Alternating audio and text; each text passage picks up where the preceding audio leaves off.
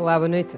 Boa noite, bem-vindos. O presidente João Lourenço acaba de ser condecorado com a mais alta distinção da Côte d'Ivoire, no dia em que também abordou com o homólogo Alassane Ouattara a dinamização da cooperação bilateral. São momentos que marcam a visita de trabalho que o chefe de Estado efetua a Abidjan, a jornada que abre um novo capítulo nas relações entre os dois Estados, que hoje mesmo assinaram acordos de cooperação em vários domínios.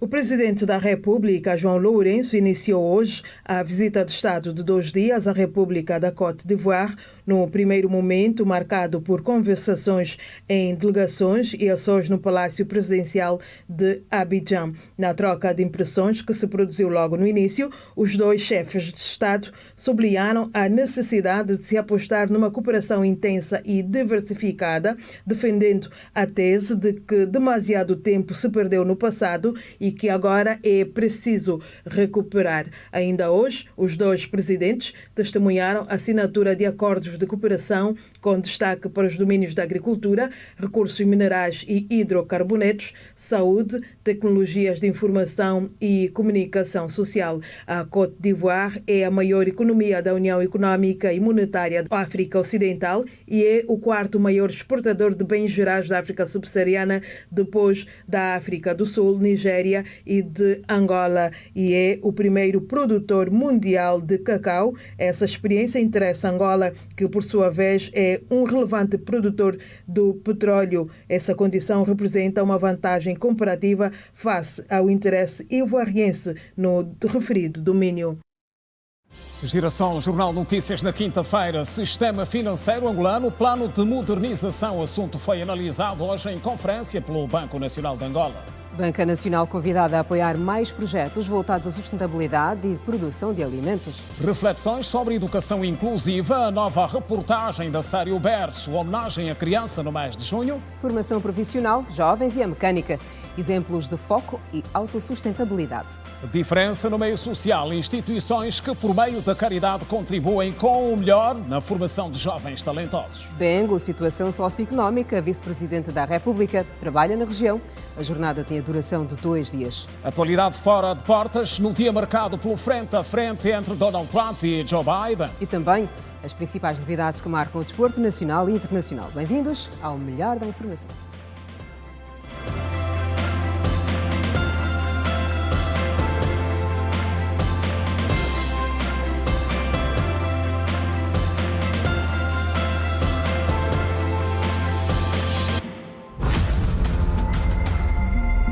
Olhos sobre as voltas que o mundo dá.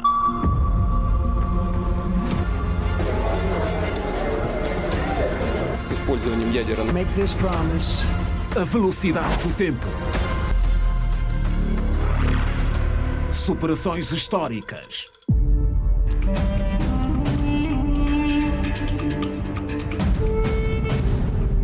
No country more important than Angola. E em África nenhum país é mais importante que Angola. Conquistas e reviravoltas. A vida na sua dimensão mais verdadeira. Nós gastamos 5 latas de leite e bate 23 mil e tal. Quando chove, danifica muito a viatura. E esse trabalho é o trabalho que dura 2 dias, 3 dias. Giração Jornal. Informação.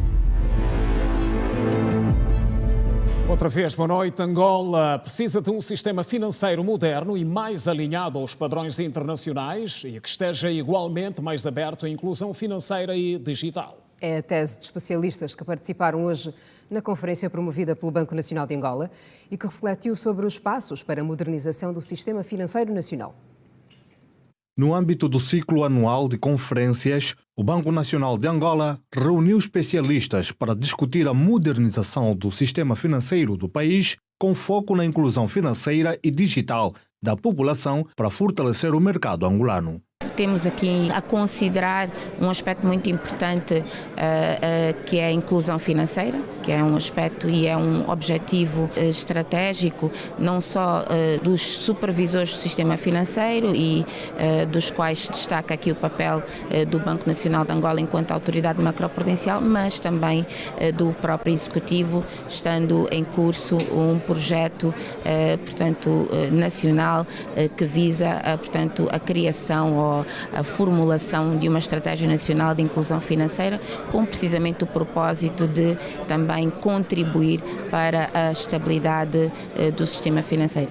Foi estabelecida uma agenda para alinhar o sistema financeiro nacional com padrões internacionais, considerando sempre as particularidades da realidade local. As principais metas que procuramos atingir, temos como principal questão aqui a questão da inclusão financeira, esta que permitirá, portanto, a concretização dos demais objetivos em termos da modernização do sistema financeiro, que naturalmente, como indicamos, não procuramos somente potencializar as oportunidades, mas também identificar adequadamente os riscos e mitigá-los. Resiliência, segurança e inclusão. Trabalhar de forma conjunta com as instituições no sentido de se encontrar os mecanismos hoje internacionalmente recomendados com vista a alcançar esses objetivos que já referi atrás. A iniciativa do BNA visa não só modernizar o sistema financeiro de Angola, mas também promover a inclusão financeira e digital, adotando-se as boas práticas globais enquanto respeita as necessidades e características únicas do país.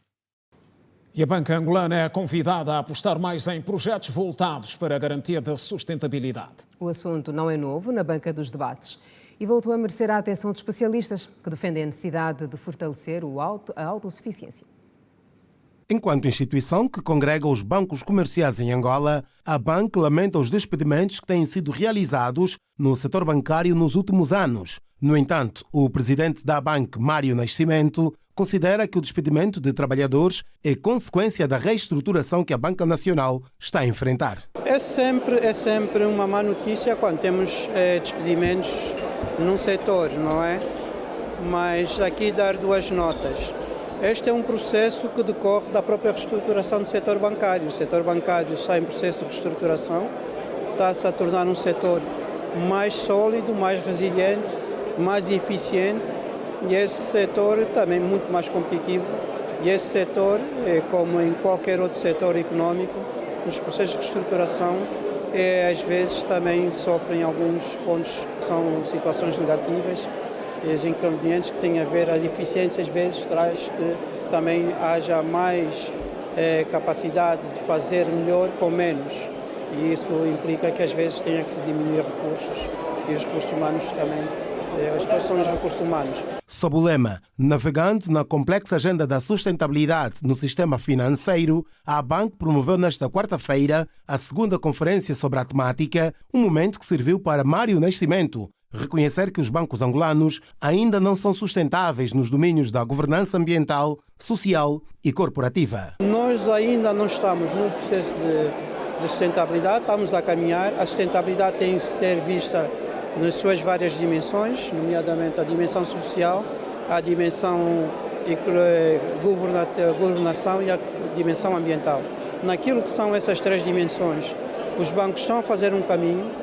O objetivo é termos não só bancos sustentáveis, mas termos uma economia sustentável e um país sustentável. A vice-governadora do Banco Nacional de Angola, Maria Juliana Pereira, referiu que o BNA, enquanto regulador do sistema financeiro, está a trabalhar com a banca comercial no sentido de incentivá-la a apoiar projetos sustentáveis. Os bancos estão engajados, estão alinhados com o Banco Nacional de Angola naquilo que tem sido a estratégia para a implementação da sustentabilidade a nível do sistema financeiro.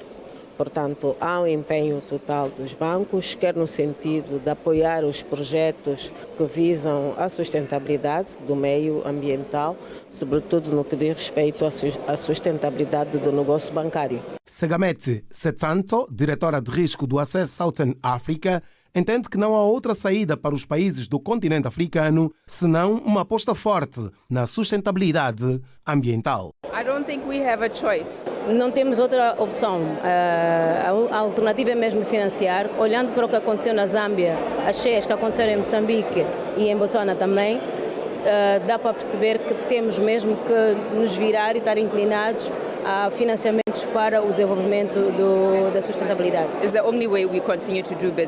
A segunda conferência sobre sustentabilidade na banca, promovida pela Abanc, analisou temas como a importância de ESG no setor financeiro, gestão de riscos climáticos e ambientais e ainda governança e transparência ESG no sistema financeiro. Mais de 20 casos que ferem com a concorrência no país estão em processo de avaliação por parte da entidade reguladora que trabalha para contar com uma maior aplicabilidade da lei. Na senda da jornada de capacitação, depois dos magistrados judiciais, a entidade juntou agora, aqui em Luanda, auditores do Instituto Nacional de Estudos Judiciários. Neste segundo seminário dirigido aos auditores do Instituto Nacional de Estudos Judiciários, foi discutido o controle jurisdicional da defesa do consumidor. O seminário juntou também magistrados e técnicos do Ministério Público. Este é um evento que visa dotar e capacitar estes operadores quanto à aplicabilidade da lei para os casos da concorrência e está inserido no âmbito da promoção de regras de concorrência no mercado. O chefe do Departamento Jurídico e Contencioso da Autoridade Reguladora da Concorrência explicou no que se desdobra este seminário. A autoridade tem um amplo programa de promoção da concorrência e isto porque o regime da concorrência é sensivelmente novo, tem 6 anos, desde 2018, e também porque a opção da organização econômica inicial desde a independência do país era da economia planificada. Adotada a economia de mercado, portanto é preciso fazer-se um amplo programa de implementarmos a liberdade de mercado. E a Autoridade Reguladora da Concorrência nasce neste contexto e eu mesmo que tenta passar, portanto, todo esse sentimento e todo esse ordenamento jurídico e política de defesa da concorrência a todos, especialmente aos operadores de direito. Porque, como foi referido aqui no seminário, as decisões da autoridade estão sujeitas a alguns atos de autorização judicial e outros de recurso. Portanto, num Estado democrático de direito, num país da legalidade, as decisões, quando são tomadas, as partes que não estiverem satisfeitas, e nós estamos aqui a falar de empresas, associações de empresas e cooperativas, podem recorrer dessas decisões. A autoridade tem um conjunto de mais de 20 casos que ferem a concorrência no país, submetidos ao processo de avaliação. Nós temos alguns, portanto, a autoridade, ao longo desse tempo, tentado investigar vários casos e teve a sua primeira decisão o ano passado.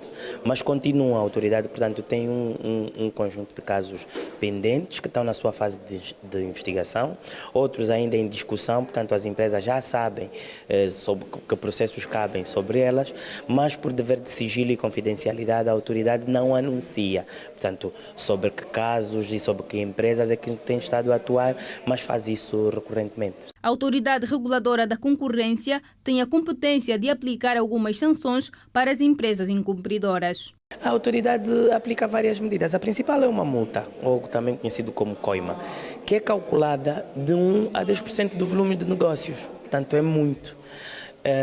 Depois, pode ainda aplicar sanções acessórias. Pode aplicar a exclusão de concursos públicos, pode publicar a infração e os termos da infração no maior jornal de circulação.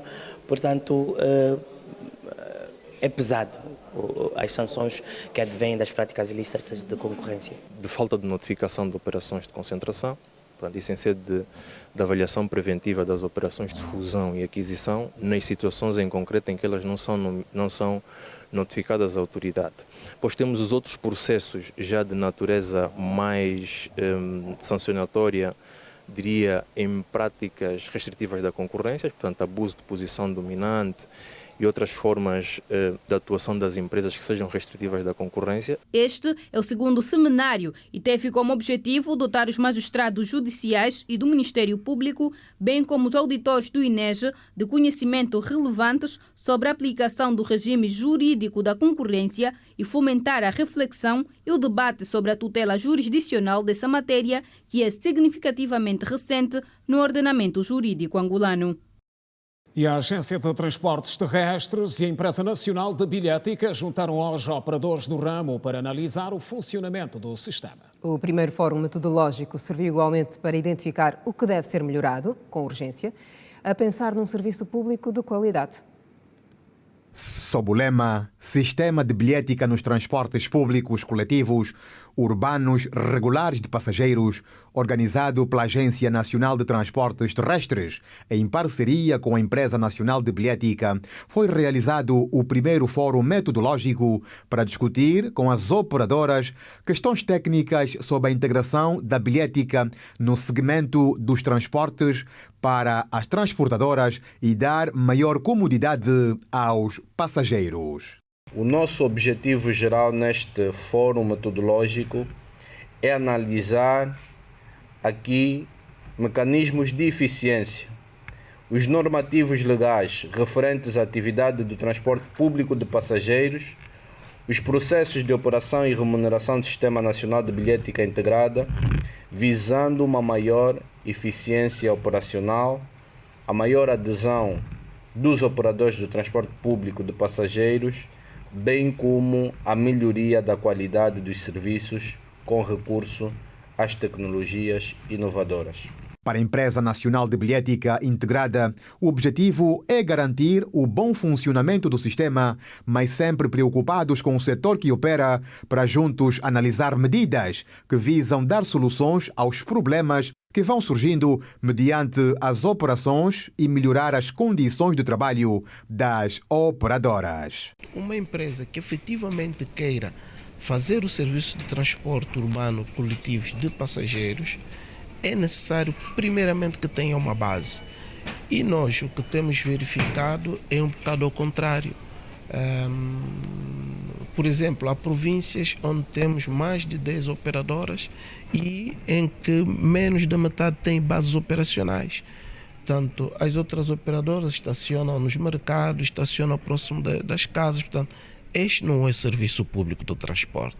Pode ser serviço ocasional de transporte táxi, mas não é serviço urbano. Portanto, passa por aí, daí que estes encontros e que foram orientados superiormente pelo Sr. Ministro dos Transportes, para que possamos ajudar as empresas, ajudar os gabinetes a atingir esse nível de qualidade, tanto na fiscalização como no apoio técnico às empresas operadoras locais. A Agência Nacional de Transportes Terrestres é uma ferramenta que visa facilitar o acesso aos serviços. O sistema de transportes precisa de muito investimento, segundo o PCA, para se ter a eficiência que se pretende.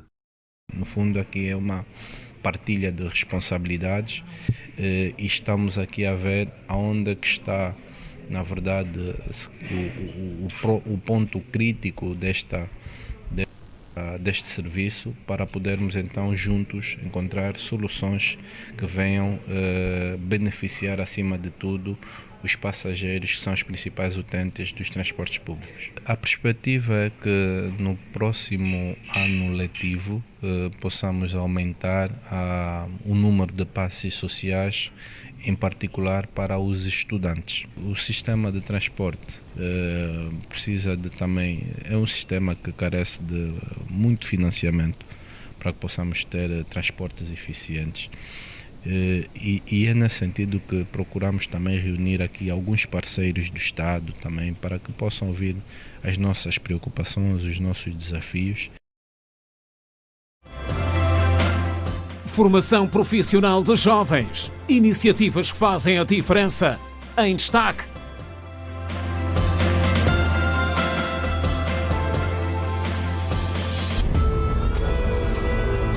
Histórias reais.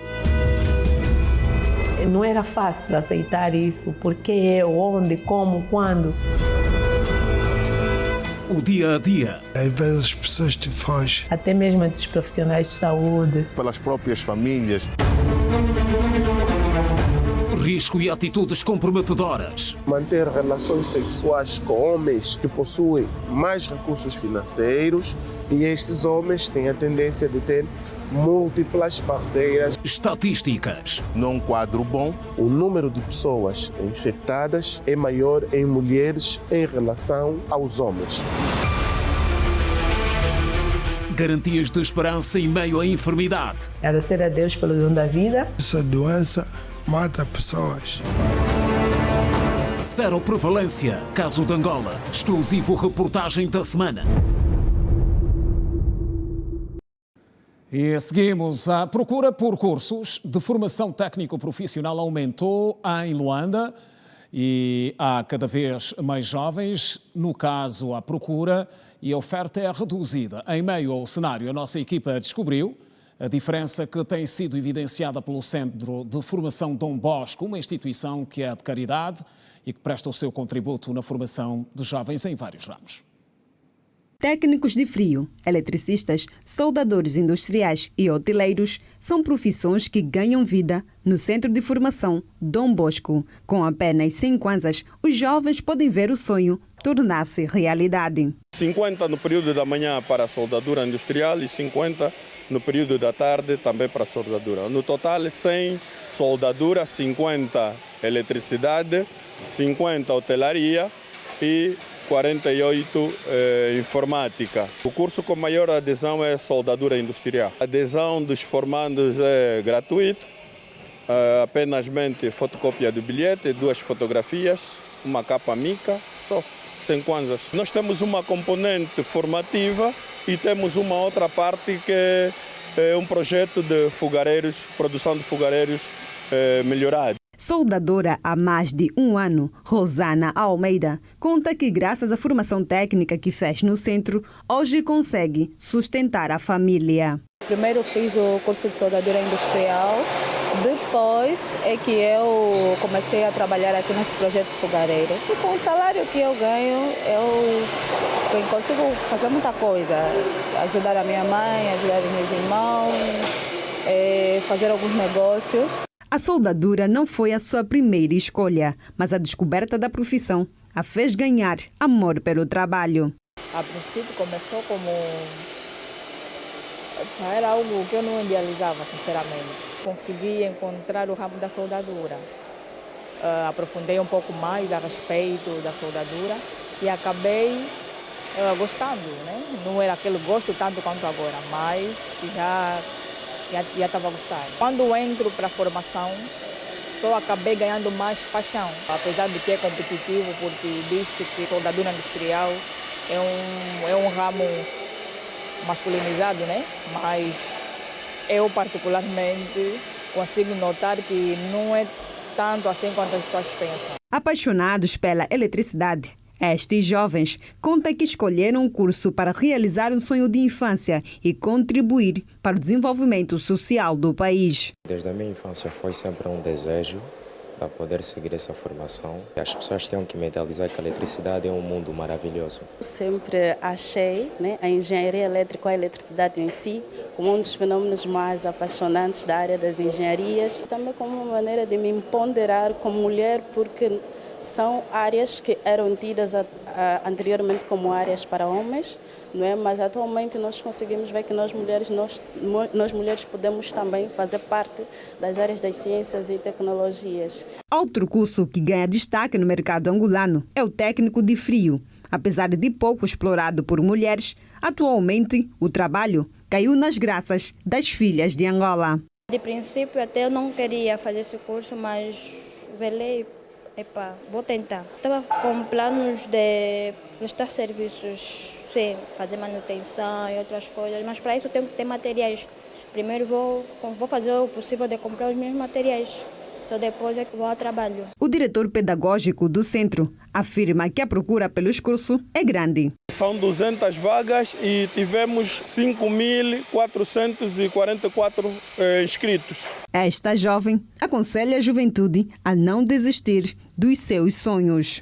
Não desista dos seus sonhos, não importa quem vai te falar que não, esse curso é para homem, mas não existe nada, não existe curso para homem e para mulheres, tudo é para pessoa. E ainda sobre o autoemprego, temos a seguir exemplos de foco e determinação. O caso de jovens que aproveitam melhor o seu tempo e conseguem garantir o básico para o sustento, graças à aposta na formação técnico-profissional. As oportunidades de emprego surgem onde menos esperamos, seja no engraxar de um sapato, carregar compras ou passageiro pelo serviço de mototáxi. Bagageiro há 9 anos, João Domingos conta que entrou para este mundo por falta de emprego. É mesmo dificuldade porque conseguiste 700, 1.500, é mesmo naquela sempre. Importante é conseguir o teu pão de cada dia. Outro exemplo de força e superação é Walter Afonso, que encontrou na limpeza de um sapato um meio para sustentar a família. Desde que eu comecei a engraxar, isso já estou desde o ano passado, já consigo pagar a renda da minha casa aqui mesmo. Né? Tudo muito bem, não vem muita quantia por dia daquilo que nós vamos esperar, mas temos pelo menos o dia a dia, aquela quantia que dá que é para fazer um pouquinho guardando e um pouquinho para fazer os gastos de alimento e outras coisas que temos que para fazer. Outra profissão que ganha destaque na sociedade é o trabalho de mototaxistas. Com o curso de serralharia concluído, a falta de emprego fez Lucas André adotar a profissão há mais de 2 anos. Eu sou técnico de serralharia. Então, normalmente, como não há emprego, não há trabalho, os materiais estão a ser difíceis, então tenho que ser motoboy para me se virar. Tentar ganhar mais de alguém que está na empresa, normalmente, dá para sustentar. Mecânico há mais de 10 anos, Mário Costa encontrou no curso a salvação para as suas finanças. Ele conta que se apaixonou pela profissão por intermédio do irmão. Tive formação na mecânica no centro profissional, numa peça, no Cazenga. Que vi o meu irmão mais velho exercer essa profissão e me apaixonei. Daí até agora, daí até hoje, eu decidi fazer uma formação e entrar numa oficina também para poder ganhar na prática. E consoante o curso que eu fui feito, ganhar aquela teoria e até hoje. A mecânica também atraiu o jovem Manuel.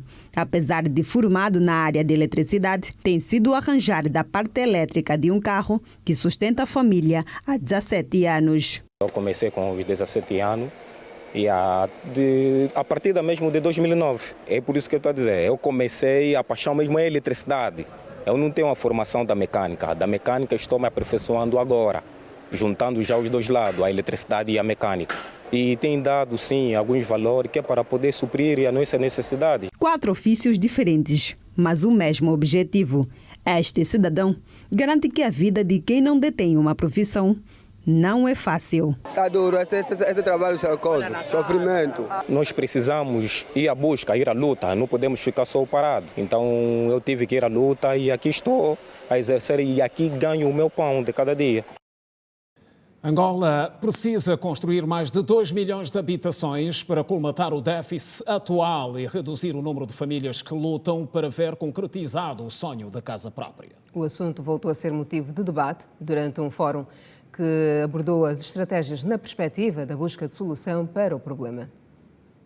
O setor da construção no país continua a enfrentar desafios significativos que incluem a infraestruturação do país, com a construção de estradas, pontes de betão e metálicas, a conclusão de vias urbanas e também de habitação. O mercado da construção precisa de construir cerca de 2,2 milhões de habitações para suprir aquilo que é o déficit habitacional. Precisa de construir cerca de 15 mil quilómetros de estrada, porque a Rede Nacional de Estrada de Angola são cerca de 27 mil quilómetros de estrada. Nessa altura só tem construída cerca de 11 mil quilómetros de estrada.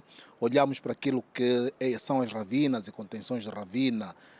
Vimos todos os dias na Zona Leste a nascerem novas ravinas. Quando nós olhamos para aquilo que é o programa de manutenção de estrada, vamos dar conta que há muita estrada para ser reconstruída e as necessidades estão aí.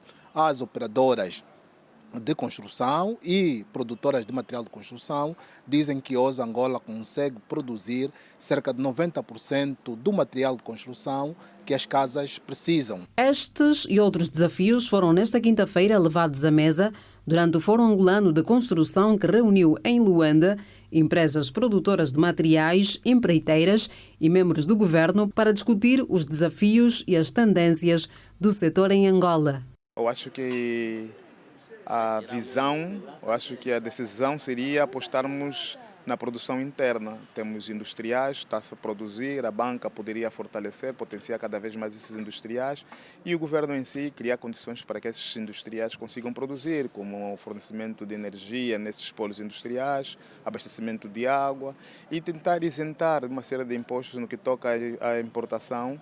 Destacou-se a importância crucial do setor da construção no desenvolvimento econômico e social do país, na redução das desigualdades regionais e no aumento da competitividade, especialmente no escoamento da produção nacional. Asfaltados cerca de 1.400 km de estradas da Rede Nacional de Estradas, que representa cerca de 41,3% em relação à extensão total, que é de 27.600 km da Rede Nacional de Estradas.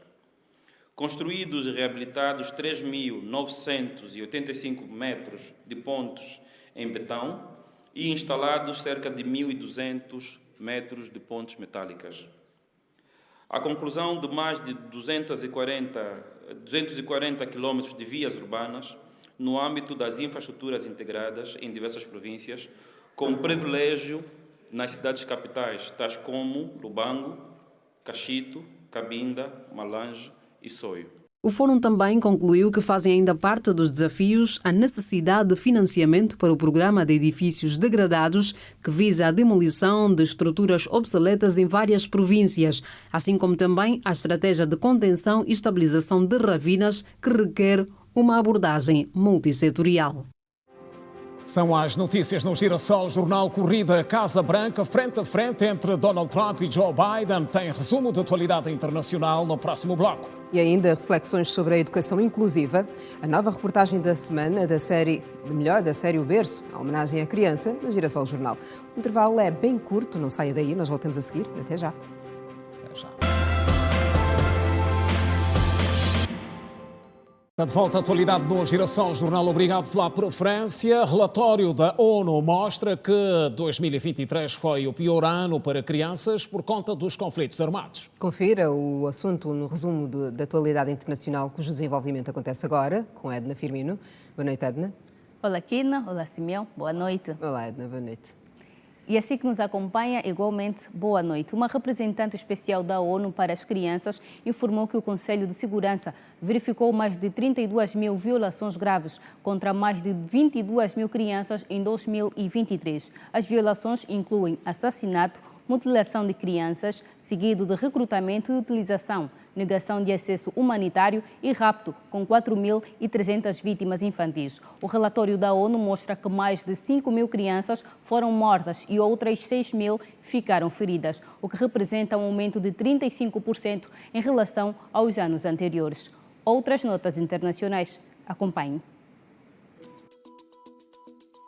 Apesar da decisão do presidente de não assinar o projeto de lei, estão planeados mais protestos devido à desconfiança nas promessas do presidente William Ruto de retirar os aumentos de impostos e fazer cortes orçamentais. Os protestos violentos da semana passada, que incluíram o ataque e o incêndio de parte do edifício do Parlamento, aumentaram as tensões. O vice-presidente do país, Rigathi Gachagua, instou os manifestantes a suspender as manifestações e a prosseguir o diálogo. Desta vez, os manifestantes voltaram às ruas da capital queniana para um ato em homenagem às vítimas mortais durante os protestos contra um plano de aumento de impostos no começo da semana passada, quando mais de 20 pessoas morreram. Um relatório divulgado nesta quinta-feira por altos funcionários da ONU alertaram que 755 mil pessoas enfrentarão a fome nos próximos meses no Sudão do Sul, em consequência dos confrontos implacáveis entre generais rivais. O relatório afirma que 8,5 milhões de pessoas enfrentam uma escassez extrema de alimentos após 14 meses de conflito no Sudão e que a fome se espalhou para a capital, Khartoum, e para a província de Jazira, outrora o celeiro do Sudão. O conflito devastador matou mais de 14 mil pessoas e feriu outras 35 mil, segundo as Nações Unidas. Mas ativistas dos direitos humanos dizem que o número pode ser muito maior. 4 pessoas morreram, inclusive 2 crianças, e mais de 150 ficaram feridas, em consequência de um ataque aéreo da Ucrânia a uma praia perto da cidade de Sebastopol, na península da Crimeia, região anexada pela Rússia. O Kremlin culpou diretamente os Estados Unidos da América pelo ataque, já que os mísseis foram fornecidos pelos norte-americanos. Moscovo advertiu o embaixador dos Estados Unidos formalmente que haverá retaliação. A Rússia afirmou que, além de fornecer armas, os militares norte-americanos teriam apontado os alvos e fornecido dados. A guerra na Ucrânia aprofundou uma crise nas relações entre a Rússia e o Ocidente, e autoridades russas disseram que o conflito está a entrar na escalada mais perigosa até agora. O atual mandatário dos Estados Unidos da América e o anterior se enfrentam frente a frente pela primeira vez desde o pleito de 2020, que elegeu o democrata Joe Biden. As expectativas para este debate são grandes. Dentre os possíveis assuntos em pauta, o foco são a inflação, que tem sido tratado como um dos principais deste ano pelos eleitores, a imigração e a idade dos candidatos. Além disso, questões pessoais também entrarão na discussão, como a recente condenação de Trump e do filho de Biden. Por fim, os temas externos como as guerras de Israel e Hamas, Ucrânia e Rússia. O Frente a Frente é organizado pela emissora de TV CNN e será também a responsável pela transmissão localmente e internacionalmente. Está contada a atualidade internacional. Kina Simeão, boa noite e continuação de um ótimo jornal. Até amanhã, Edna. Até amanhã. Bom descanso. Educação inclusiva. O berço. Reportagem especial. Em destaque.